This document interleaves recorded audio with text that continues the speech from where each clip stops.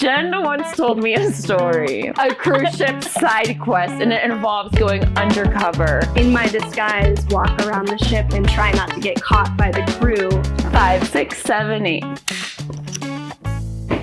Welcome to the By Dancers for Dancers podcast. I'm Anastasia, your host, and today we are joined by Jenn Dickinson. Jenn and I first met at a staff retreat for a dance studio that we both teach at.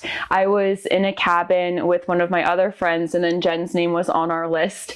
And my friend and I were like, we haven't met her yet, but we're gonna be friends.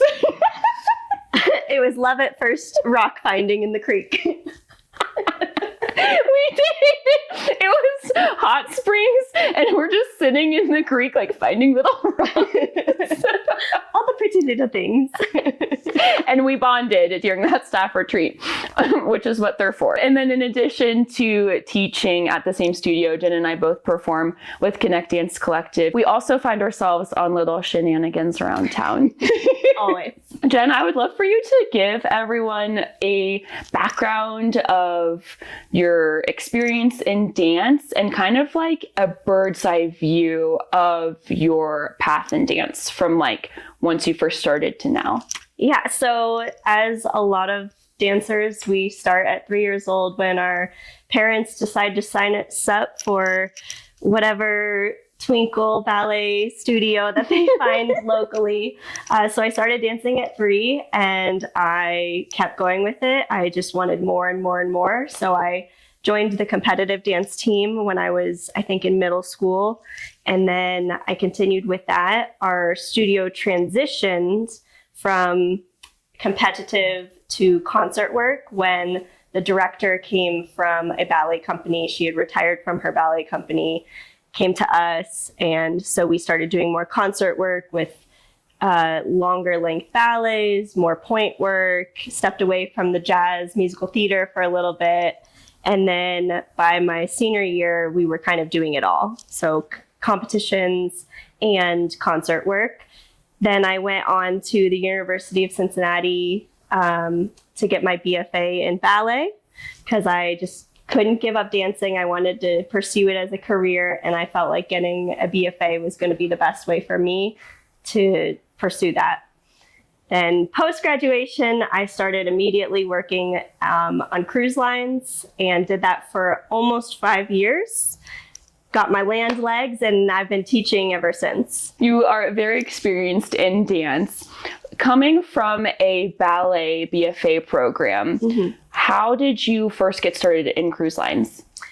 Well, I think the seed was kind of planted by my tap teacher at my local studio. She'd just tell us random stories of her days when she worked. And I think it was just in the back of my mind. And then my junior year in college, we had a musical theater jazz teacher from the theater program. Okay. And she also had brought up that it might be a good place for me to audition for, see where it goes. I've always been a very versatile dancer.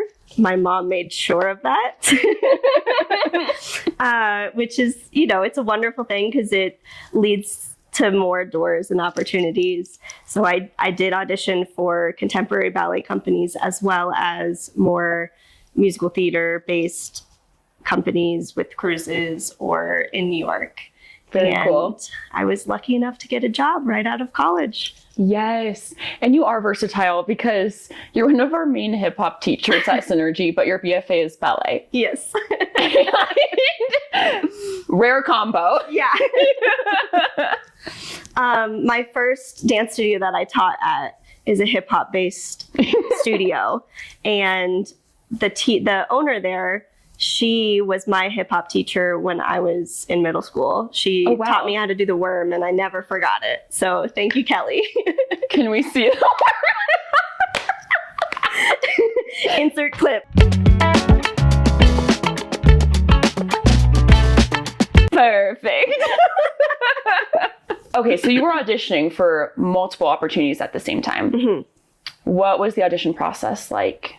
For cruise lines, the audition process, for me, I went to their home studio to do it. They do a traveling audition series as well, but I decided to go during my spring break. So I was very dedicated, not partying with my friends.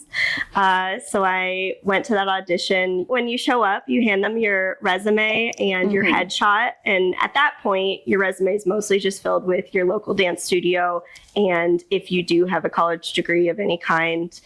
And they're really, at that point, just looking at how you do during the class of the audition.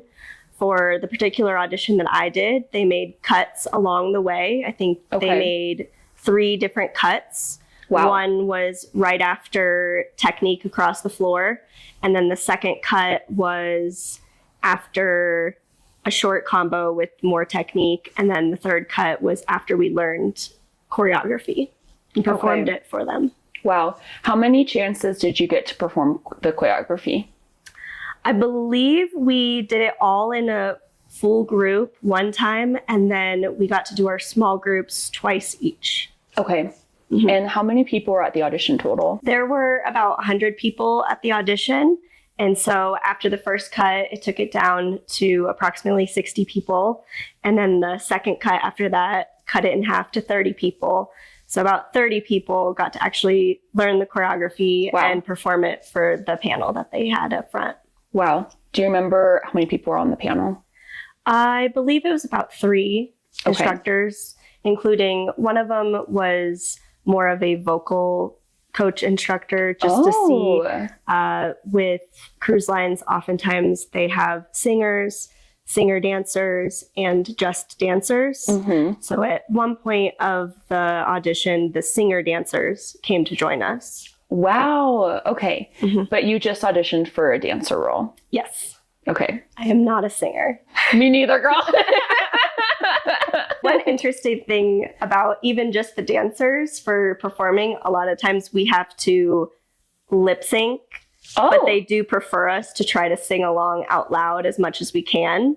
So we also had to learn lyrics during our rehearsals so that we could lip sync while singing. Wow. But you're not mic'd up at all during the shows? Not for my shows. There are some shows where some of the dancer roles do get mic'd up. Interesting. I'm already learning so much. They're more of the ensemble dancers that also can sing. Okay. But they are not a singer dancer, if that makes sense. Yes. Just like the different roles that they're kind of placing people into. Yes. Wow. How did you first find out about the audition? I first saw it on Backstage. I was constantly just refreshing and looking for different options throughout my college career to see what my possibilities were. And it just so happened that the Royal Caribbean Cruise Line audition lined up with my spring break. So I booked it. I booked the ticket. I took a chance. Luckily, I had friends living in Florida at the time, which is where Royal Caribbean's home base is. So I was fortunate enough to visit friends while doing my audition. And it worked out. Paid off. Literally. Doesn't always. Yes. Sometimes we book the ticket. Sometimes we spend the money and we don't make it. But even the no's are a good experience. Yes. I auditioned for a cruise line once. I don't know if I've told you this story. It was at some point in the haze after college and before I was really working. I don't know what was going on. They had an audition in Orlando and it was cattle call. Like anyone could go. Was yours cattle call? Pretty much, yeah. Okay. So I think I had to register online, but I brought my resume, headshot, ran into a girl I danced with in high school. Oh, wow. And we were both like, I know you. It was my only cruise ship audition. It was one of my first auditions after college, and it was very intimidating. You're in a room of like 100 people. They taught a minute of choreography in maybe less than 20 minutes. They put us in groups of 4 and you had one shot, 4 by 4 by 4. And they saw you dance for maybe the minute. And then they made a cut. And I think 2/3 of us left the room. And then I found out later that they didn't even have any openings on any of the ships. They were just like backfilling. Yeah, a lot of times that's actually how they do always. Even if you make it to the end of the audition, you're not guaranteed a role.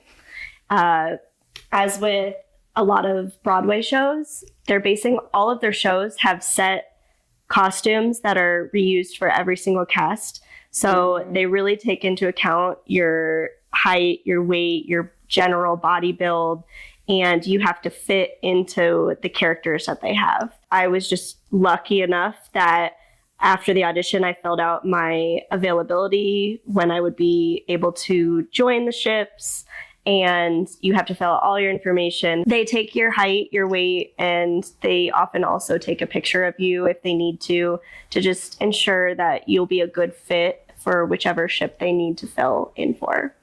Okay. And then I got an email about a month after the audition. Oh. Letting me know that a spot was available. Wow. So you left the audition room. You had made it through all the cuts, and you just didn't know when you left. Yes. I knew that they were putting me into their database of options for them to pull from later. Wow. And they said it could be a month, it could be a year. We keep everybody in our files for a certain amount of time. And then if you want to re-audition, we can re-audition you, and you'll just write a note that you have already been seen by us. Whoa. So even if you make it to the end of the audition, there's still not a guarantee. Correct. Wow. Stress. This was all very good for people to know. Yeah. A little sidebar. I just want to preface and say that when I was dancing on cruise ships, this was the 2013 through 2017 era. And I understand that some things may have changed. A lot of things may have changed from my experiences to how they run things now. I know they do a lot more international between Australia and Europe auditions, and the ships are getting bigger and bigger. So the casts are getting bigger and bigger. And it's exciting to watch the journey online and see how they're just growing year after year. Yes. So as with any industry, there's constant change. And I feel like it's still all useful information. Oh, for sure. And there's still things that are going to stand true the test of time. Yes. Well, I just told you about my cruise ship audition experience. I didn't know what I was doing. Yeah. And it's sometimes you just have to go for the no and see where it leads, because maybe you had to reconnect with your friend, and maybe that's why you were there. Yes. One of the best pieces of advice I got from a dance teacher, the dance teacher that taught me and my friend, is she said the dance world is so small, you never know who knows who, and you will run into people down the road. Don't burn bridges. This is so true.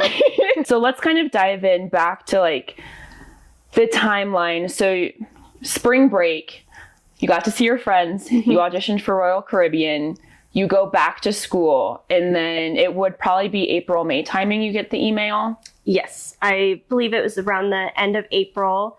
And then graduation was likely beginning of May, around the same time.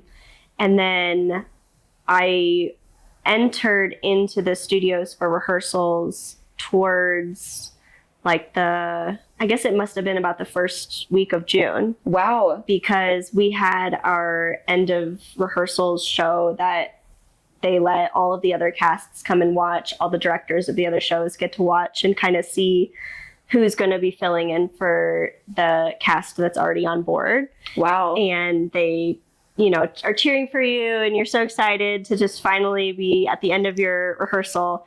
And that night just happened to be my birthday. Yes! I am always dancing on my birthday. How long did you rehearse before you were placed on the ship? It depends on which ship you're doing. If your ship has an itinerary of, say, 3 and 4 day cruises to make up the full week, then you're likely only going to be learning 2 production shows. If your cruise has a 14-day cruise or a 10-day cruise, a lot of times you might be learning up to 3 productions. Wow. So if you're learning 2 productions, you are there in rehearsals for about a month. So you have about 2 weeks per show. So add in another show, about 6 weeks in rehearsals before you go aboard. Okay. Some of the ships have full productions, actual musicals such as Hairspray, Cats, and those rehearsals may vary a little bit more as they're a more full-blown production rather than a review show of snippets of all the different little musicals and put together into one new storyline that they made up. Yeah, the singer dancers. Yes. So they're doing the musicals, maybe? More likely, yes. Okay. Yeah, always have singers and singer dancers on every ship, but those that are more musically audibly inclined, they often get the production shows that are full main stage. So with the ship you were placed on, does that ship always do 10-day routes, or is it possible for the same ship to have a 3-day cruise and then a 10-day? It also varies. Oh boy. Some ships, individual ships, they have different seasons. So they will have a Caribbean season, and then sometimes they may have a European season. Ooh. So one of the ships that I was on a few times, repeat, they were mostly in the Caribbean. And then one year they transitioned to have a European cruise as well. So when they did that transition, they had added the additional show. Okay. As those cruises were getting longer and longer, they needed more entertainment to fill the itinerary. Very cool. And you are the entertainment? Yes. How many countries have you been to? I've counted a few times with cruises, not like my own extra things afterwards. But while I was working on cruises, it was between like 23 or 25 different islands / countries. Did you have a favorite port? That's impossible. They were all so amazing. I think one of my favorite islands was definitely Barbados. It was always just fun and really nice to be there.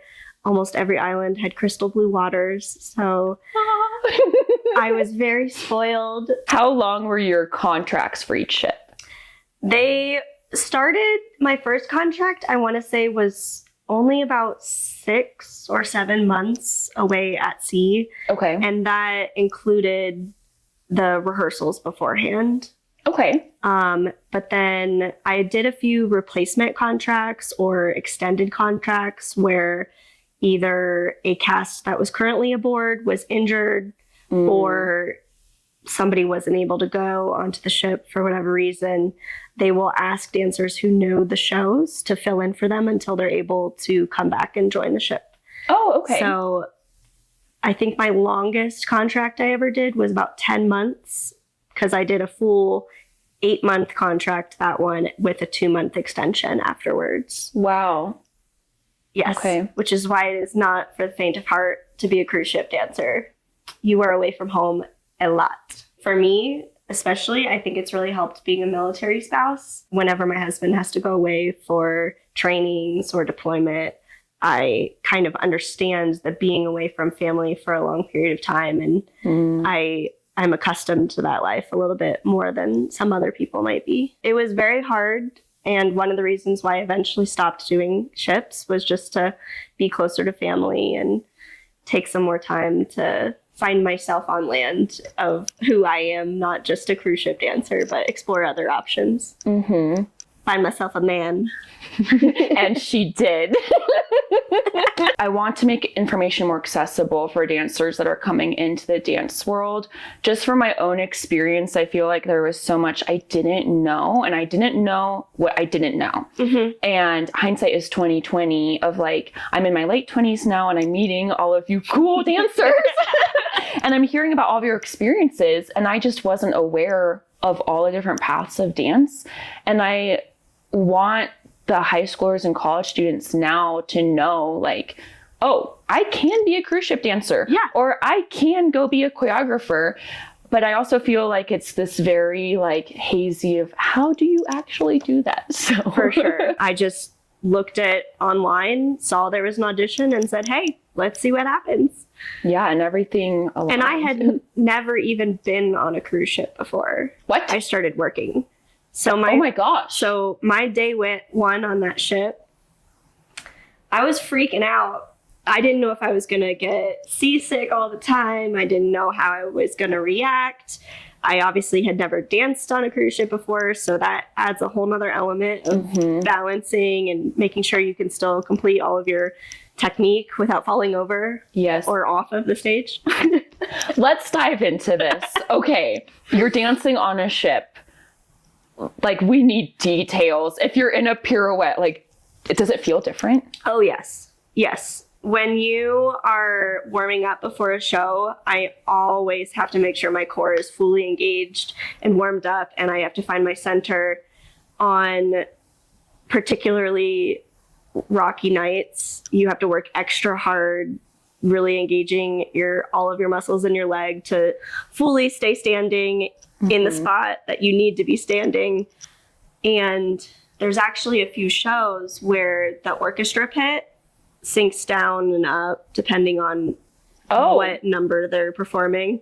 And sometimes when it goes down, the net isn't always covering it. They have a net that comes out for safety. Okay. And there's a few times within the show where it's in a transition period, but the net is not out yet because there may be some accessory or tech element that needs to be thrown into the pit. And so in those moments, you're just high stress, got to pull up, got to make this turn, got to make this leap, and hope that you're on your mark.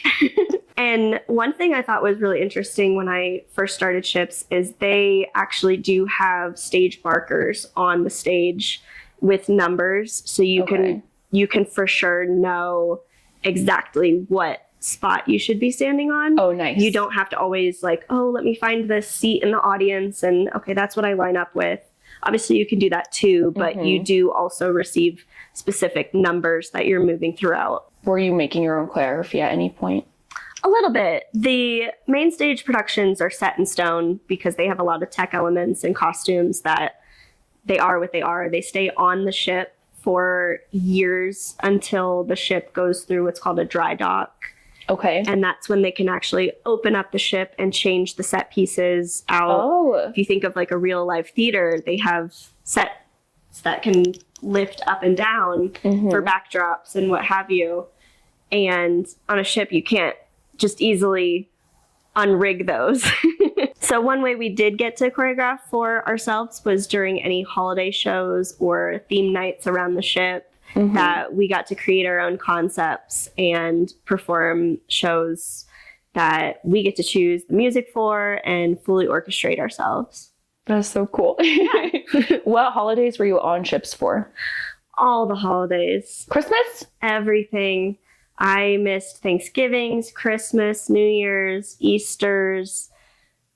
It was a hard time to be away from home. And it just happens. Sometimes you get on a rotation and it's hard to get off that rotation.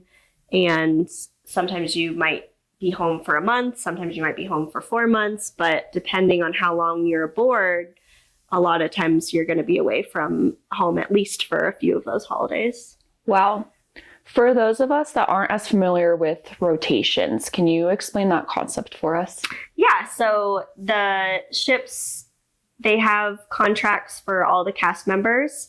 And towards the end of one cast's contract, another cast will already be in the studios rehearsing. And then they will come on board either the same day that the previous cast leaves, or there may be a 1 or 2 week kind of layover period where both casts are aboard at the same time. It really just depends on the length of the shows and how long they think it will take to get the shows up and running with the new cast. Okay. Did you make lots of friends? I made millions of friends from all around the world, which was really cool to just see everybody's different cultures and learn about where they grew up and what their lifestyles were like. And it was more than just the cast members. They were from around the world, but also the crew members, the waiters and the bartenders and the security officers. It was really cool to get to meet all of them. I'd love to hear more about the day-to-day ship life. So obviously you have dance rehearsals and dance shows, but when you're living on a ship, you're obviously not working for all those 24 hours. So what would a day in the life of Jenn be on the cruise ship? I'll give you a cruise in the life, if that works for you. Yes. So day one is embarkation day when all the guests come on board. And that day you typically have a welcome aboard show where the cruise director will introduce himself and the singers and dancers will perform just a small, maybe 5-minute number for the guests to get excited about the shows that they're going to see throughout the week and just kind of have a fun little intro night. And before that show happens, they have safety drills or had safety drills. I already know that some cruises have changed this protocol. Okay. But when I was doing ships, everybody had to attend the safety drill in person.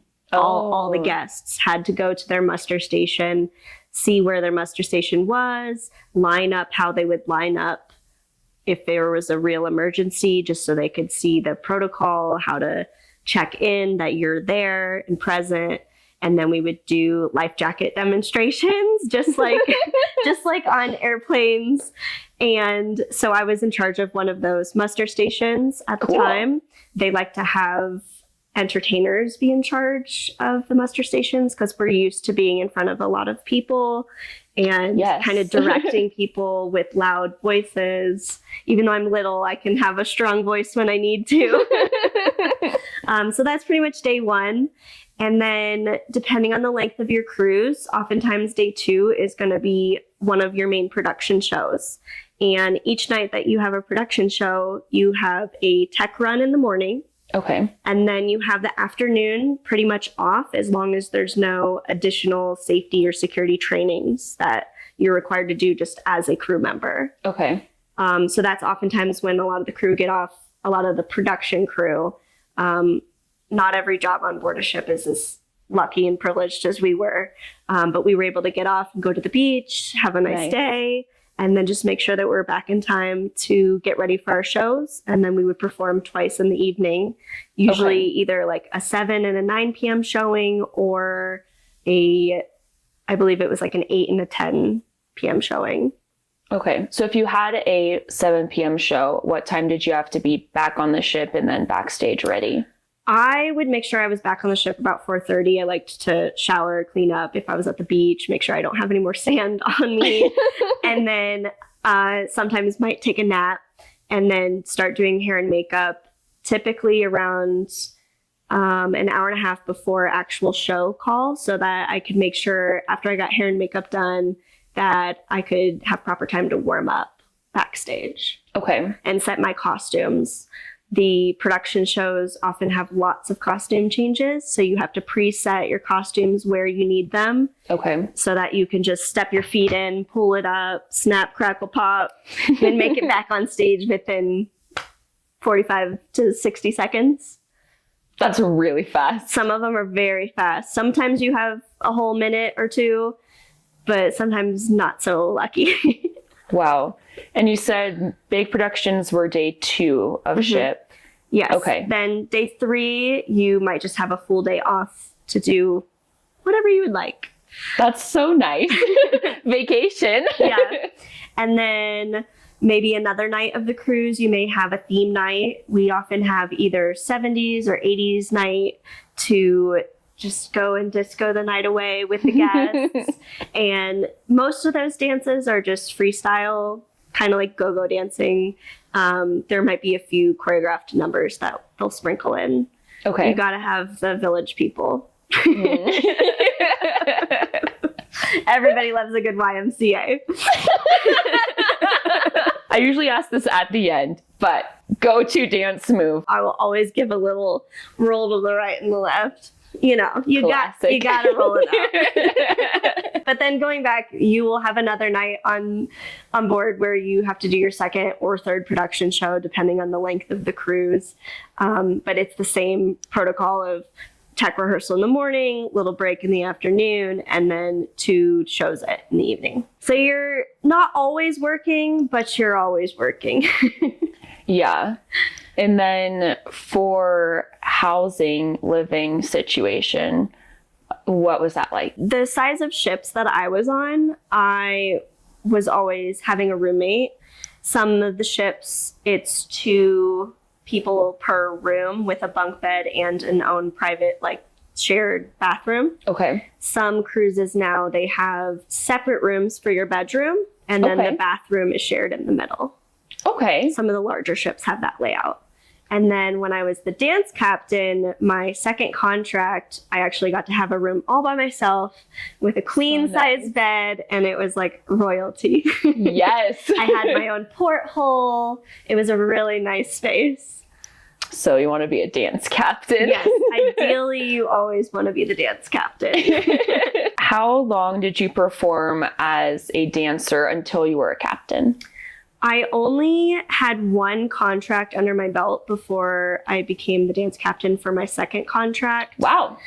Which was kind of soon. However, my second contract was a ship with a lot of younger dancers who had never done a cruise contract before. Okay. I just happened to be the most experienced.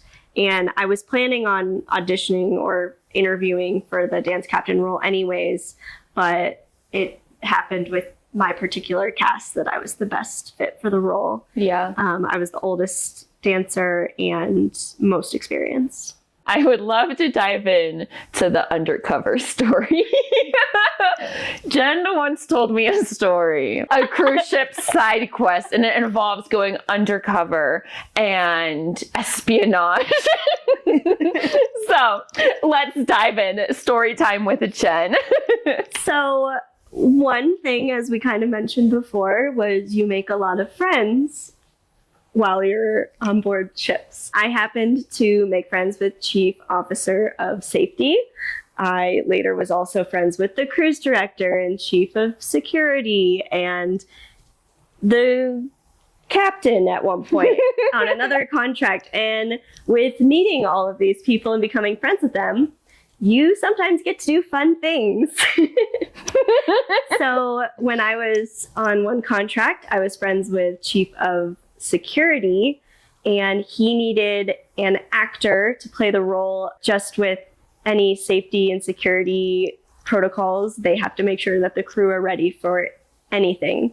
We do fire drills to person overboard drills, and it's important for all of the crew to know how to respond to each of those different scenarios. So I volunteered to be said person, and they dressed me up. My role was someone who had stolen some nurse scrubs and had hidden a device in a suitcase and hid it somewhere around the ship. So I had to, in my disguise, walk around the ship and try not to get caught by the crew. But of course they did find me because I was looking a little goofy. Insert photo. I stuck out like a sore thumb. But it was really cool experience because I got to see behind the scenes of how that would play out. And then I think I remember you mentioning the guests didn't know what was going on because this was happening during an actual cruise. Yes. Most of the time, any of the safety or security drills are happening in the early to mid-morning. And a lot of the guests at this point are getting off the ship. They're going out to explore their location, wherever we may be. And so sometimes when we're doing these drills, the guests are just wandering around wondering what is happening. Not only was I trying to stay hidden from the crew members searching for a suspicious character, I was also dodging guests so that they didn't get concerned. Don't be suspicious. Don't be suspicious. Yeah, I was dipping in and out of hallways. And it was fun. How long did you go before they found you? Oh, I don't think it was very long. I think once the alert was sent out, broadcast throughout the whole ship, I want to say I was found within like 20 minutes max. It's pretty good. Yeah. For someone that was like really trying to stay unseen, I think the first person saw me about 10 to 15 minutes in, and then I was like fully captured by 20. Okay. Wow. Yeah. They're on their game. Mm-hmm. But through this, I also had to do a fake phone call with I'm not actually sure who I was talking to on the phone, but it was someone who works on the ship that's there to, as if you were to do a 911 call. They were kind of, yeah. The 911 operator of the ship. Yeah, the operator of the ship who was asking me questions of my hypothetical scenario of who I was and why I was on board and what I wanted. And I had to answer just random questions to try to throw them off. Yes. She's a dancer and an actress. Yes. Also, I did get a little bit of acting experience on ships because sometimes they have murder mystery dinner theaters. So on the ship? On the ship. So we would learn some lines. It was kind of voluntary who actually performed these, because out of, say, 12 production cast members, there's usually only about 6 roles for the murder mystery dinner theater. And I thought it was so fun. I was just like, I don't know if I am any good at acting, but I would love to try. And on my first contract, we did one of those shows, and it turned out really well. That's so fun. It was a lot of fun. I think you are good at acting, because with dance, you're on stage, you're acting while you're dancing. Yes, just but sometimes the speaking, add words, and it's a whole nother ballgame. There was a few times I've done some Q&As for film stuff, and they put all of us dancers at the front, and we're all looking at each other like, you take the mic, you take the mic. I don't know how I'm talking on this podcast right now. Yeah, and then we start a podcast.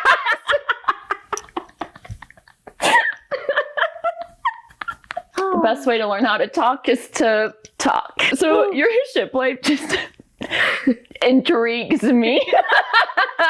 There's a lot of fun things with coming with cruises and working on them, and there's experiences that I honestly wouldn't have traded for the world. Obviously, with every good thing, there comes bad things. The only bad things that I would really report was the being away from family for long periods of time, and then also sometimes the food on board for the crew can be a little bit of hit or miss depending on the day of the week. And just like if you were to go eat at the same restaurant every single day of your life for 6 to 10 months, you would get through the menu and have to repeat a lot of things. And over time, those things can get a little bit boring and a little bit over it. So about mid-contract, you start spending a little bit more money trying to get those fun restaurants and eating off ship a little bit more. You're paid for the contract. Do they just automatically include your food and boarding with that? Yeah. Okay. You get paid a salary, and then your room and board is completely covered as long as it's on the ship in the crew mess, like the crew cafeteria. Any food that you get from there is completely covered. You don't have to purchase anything. Okay. They do have some shops on board for crew members where you can get snacks that you can bring back to your room. You know, have that bag of chips late at night when you just want to relax. Carbs! Yes. After we perform our production shows, they usually have to bring us a food cart, because once we're finished, it's, say 9 or 10 o'clock at night, maybe even 11 o'clock at night. The crew mess is often closed, so we don't have a main food option for our dinners. And so thankfully, we were able to get a food cart, good old snacks after they perform and burn all those calories. Yes. After a dance rehearsal, I eat all the food. Yes. So I can't imagine after a 2-show night. Yes, and you're sweating so much because it's just go, go, go the whole hour-long show that you're performing. Yes. And then how much time do you get between each show? It's typically about an hour break between. Touch up your makeup, reset your costumes back to the show start, and then just relax. And we would often play games backstage and hang out as a cast. Fun. Dance technique wise, when you're on a ship, how are you personally keeping up with your technique? Because it's not like you can go take a class at a studio. Exactly. A lot of the training comes from just what you bring on yourself. Typically in our contracts, it's built in that if it is not a performance day, we are supposed to either be taking a dance class or working out in the gym. When we're doing dance classes, each week a different person in the cast will get to teach a class of their choice, whether it's contemporary, jazz, musical theater, hip hop, or just overall fitness, working on training. and we get to learn combinations from each other and just keep up our skill set that way. Mm-hmm. But a lot of it is just on your own and making sure that you're doing what you need to stay fit and active, and basically the same shape that you get on board, you need to leave off board. That makes sense, because what you're saying with the costumes. Yes, they have seamstresses that come on when you first are doing your install to get the shows up and ready. Mm-hmm. And those seamstresses fit the costumes to you. So they will take in the seams wherever they need to, and it fits you like a glove. It is your costume for that whole contract. Yeah. Sometimes you have to be careful that the exercises you're doing aren't going to change your body in too drastic of a way that you can't fit into your costumes anymore. And they do usually keep track of that through monthly picture-ins. Okay. So they don't do weigh-ins, at least while I was there. I never had to share my weight, but they would take your picture in, you know, your slim-fitting leotard or bra with your Spanx. Okay. Just to see your overall body shape and make sure that it stays consistent throughout the full contract. Okay. This is an aspect I never thought about, but it makes sense. Because especially if you're a ship at sea, you can't go order another costume off of Amazon. Right. No. And I mean, you know, things happen where the costumes malfunction or rip or tear. And we do have cast members that sign up to be wardrobe supervisors. Cool. So they get a little bit of training ahead of time. And then say your zipper rips or, you know, a hem busts, then they can fix that and take care of it. Yeah. Did you ever have a costume malfunction during a show? I think the funniest like blooper was we were doing Chess, a piece from Chess the musical. We were doing that and I was a pawn, and the pawn costume is basically, think of different sized hula hoops to create the cone effect of the pawn. Sometimes when you're doing your little scoochy scooch, you accidentally step on the bottom hula hoop and you go. So that happened to me, and it was as I was exiting the stage, so I kind of just like slithered off into the wing. At least it was at the end. And another time I had to do like a bunny hop. It can always be worse. It sounds like it wasn't too bad. No. So let's get into the very practical advice. Mm-hmm. What skills do dancers need to have to have a chance at cruise ships? I would say if they're interested in cruises, to obviously be very versatile, because many of the shows have an array of different styles that are within one particular show. So in one production show, we may be doing some contemporary, some jazz, some hip hop, lots of musical theater, and having, you know, a diverse style to kind of promote yourself is always really helpful when they're doing casting, to make sure that you can fit into multiple different genres in different shows. If they only have 8 dancers, I'm assuming you're dancing all of, like, most, if not all of the show. And so, of course, you can't be sitting backstage for numbers. Right. You're going to be in almost all of the show. There's only a few times where, you know, 1 or 2 dancers may not be in a section, and that's just because they have to do the opening segment, like partnered segment, for the next song. So they're getting ready for that. As far as like specific training, is just very much your stability of being able to balance is huge key. And then the other main thing is your performance, because you have to sell that show like you are having the best time ever. And it has to stay like exciting for you from day 1 to day 200 of performing that show. Yeah, because you're performing the same show for the length of the contract. Correct. So if you have a 10-month contract, you're going to be doing those same 2 or 3 shows at least 30 or 40 different times. Oh my gosh. How did you personally keep it fresh for yourself?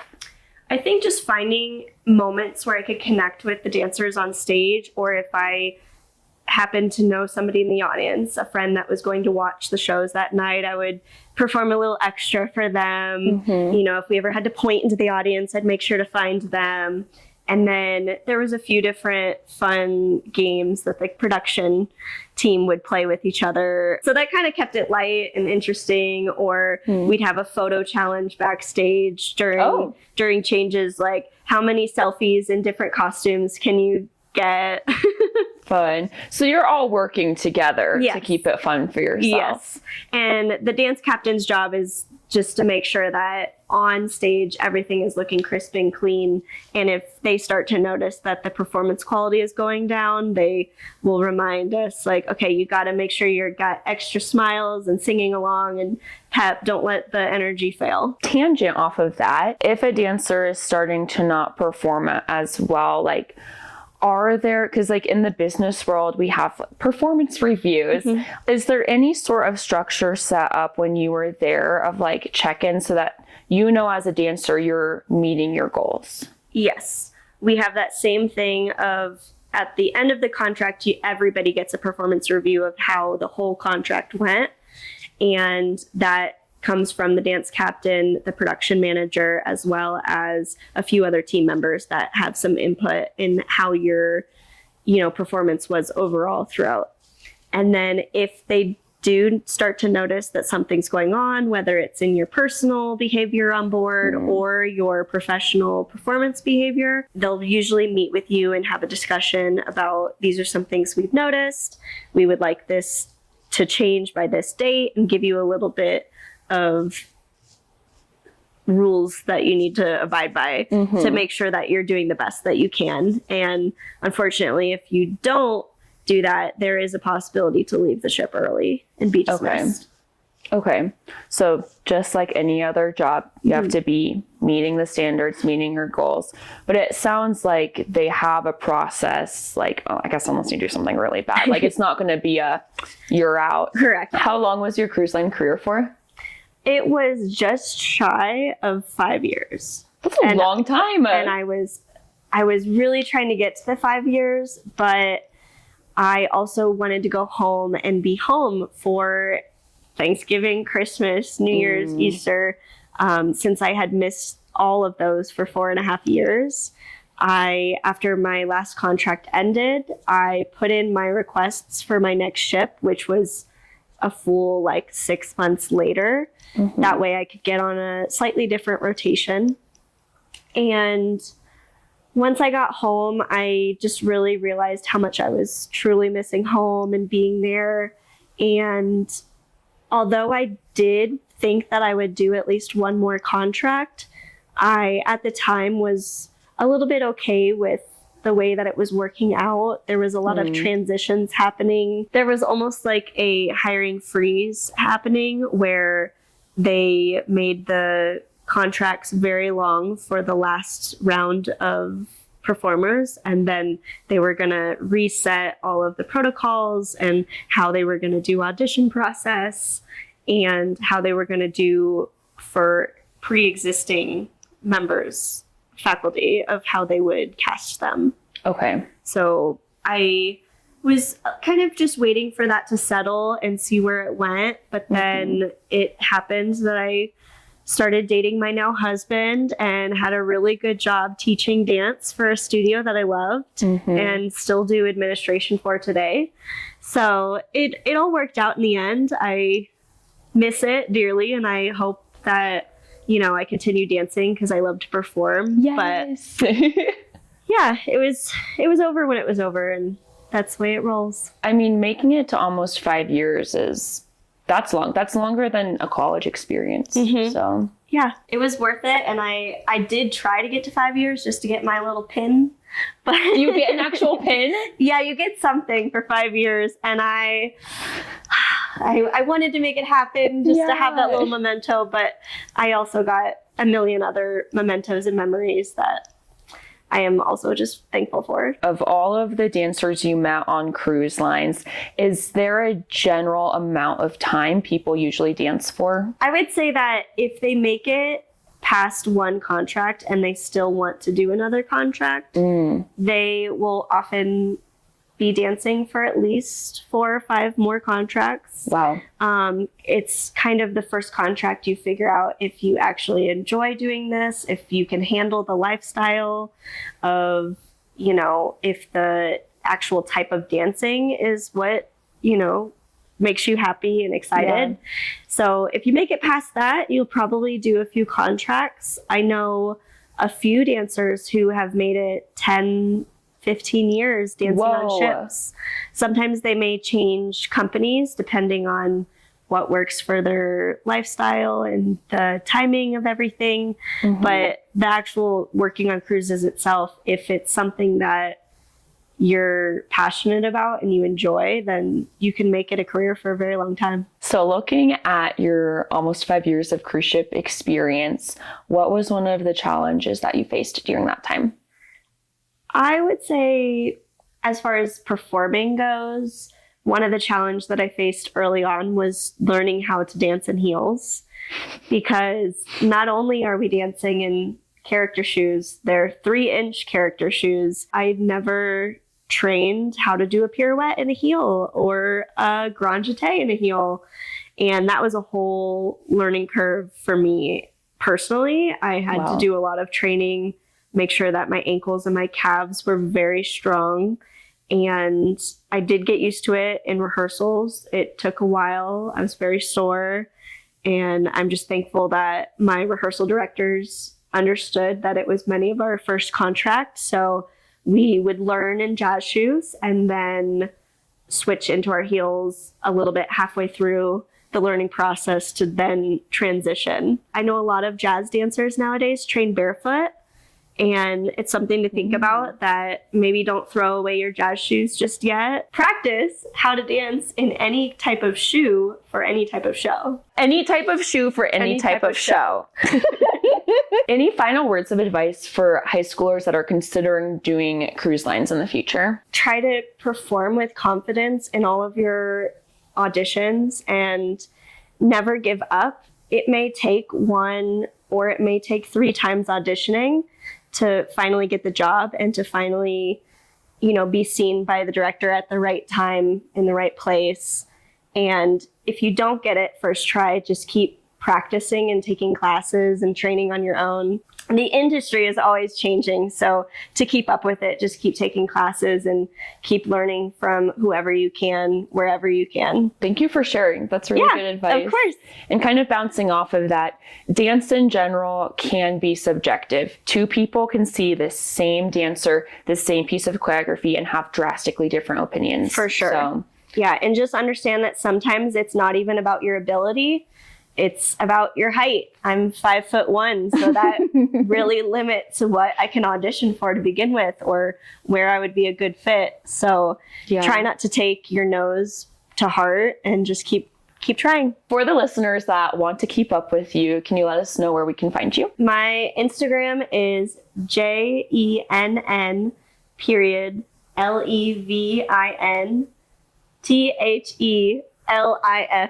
So it's Jenn living the life. She is. Which is my maiden name. She is living the life. I am living the life. Well, Jenn, thank you so much for coming on. And my pleasure. Thank you for having me. Anytime. All the time. I told you this already, but I would have this conversation with you not on a podcast. Mm-hmm. So thank you for just sharing your advice and all your stories. Thanks for letting me share my stories. Hopefully they can help somebody find their path.